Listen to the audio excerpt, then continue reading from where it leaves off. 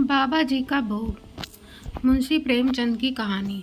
रामधन अहीर के द्वार पर एक साधु आकर बोला, बच्चा तेरा कल्याण हो, कुछ साधु पर श्रद्धा कर। रामधन ने जाकर स्त्री से कहा, साधु द्वार पर आए हैं, उन्हें कुछ दे दे। स्त्री बर्तन मांज रही थी और इस घोर चिंता में मग्न थी कि आज भोजन क्या बनेगा। घर में अनाज का एक दाना भी न था। चैत का महीना था, किंतु यहाँ दोपहर ही को अंधकार छा गया था। उपज सारी की सारी खलिहान से उठ गई। आधी महाजन ने ले ली, आधी जमींदार के प्यादों ने वसूल ली। भूसा बेचा तो बैल के व्यापारी से गला छूटा। बस थोड़ी सी गांठ अपने हिस्से में आई, उसी को पीट पीट कर एक मन भर दाना निकाला था। किसी तरह चैत का महीना पार हुआ। अब आगे क्या होगा? क्या बैल खाएंगे, क्या घर के प्राणी खाएंगे, या ईश्वर ही जाने। पर द्वार पर साधु आ गया है, उसे निराश कैसे लौटाएं? अपने दिल में क्या कहेगा? स्त्री ने कहा, क्या दे दूँ, कुछ तो रहा नहीं। रामधन, जा देख तो मटके में कुछ आटा वाटा मिल जाए तो ले आ। स्त्री ने कहा, मटके झाड़ पोंछ कर तो कल ही चूल्हा जला था, क्या उसमें बरकत होगी? रामधन, तो मुझसे तो यह न कहा जाएगा कि बाबा घर में कुछ नहीं है, किसी के घर से मांग ला। स्त्री, जिससे लिया उसे देने की नौबत नहीं आई, अब और किस मुँह से मांगो? रामधन, देवताओं के लिए कुछ अंगवा निकाला है ना, वही ला दे आओ।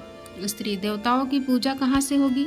रामधन, देवता मांगने तो नहीं आते, समाई होगी करना, ना समाई हो ना करना। स्त्री, अरे तो कुछ अंगवा भी पसेरी दो, पसेरी है, बहुत होगा तो आध सेर, इसके बाद क्या फिर कोई साधु ना आएगा?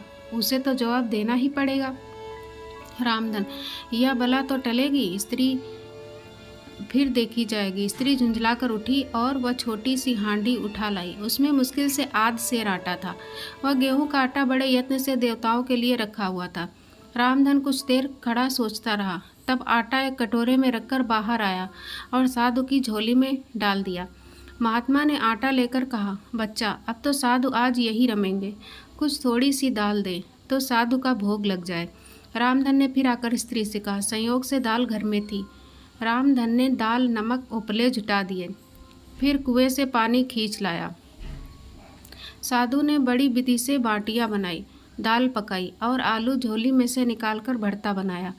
जब सब सामग्री तैयार हो गई तो रामधन से बोले, बच्चा भगवान के भोग के लिए कौड़ी भर घी चाहिए, रसोई पवित्र न होगी तो भोग कैसे लगेगा? रामधन, बाबा जी घी तो घर में ना होगा। साधु, बच्चा भगवान का दिया तेरे पास बहुत है, ऐसी बातें ना कहे।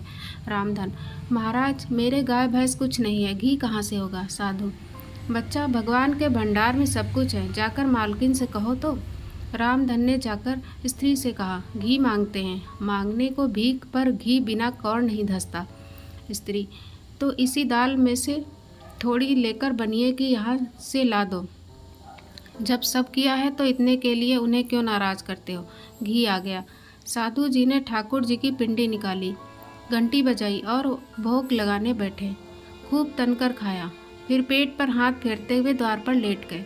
थाली, बटली और कलछुली रामधन घर में मांजने के लिए उठा ले गया। उस रात रामधन के घर चूल्हा नहीं जला, खाली दाल पकाकर ही पी ली।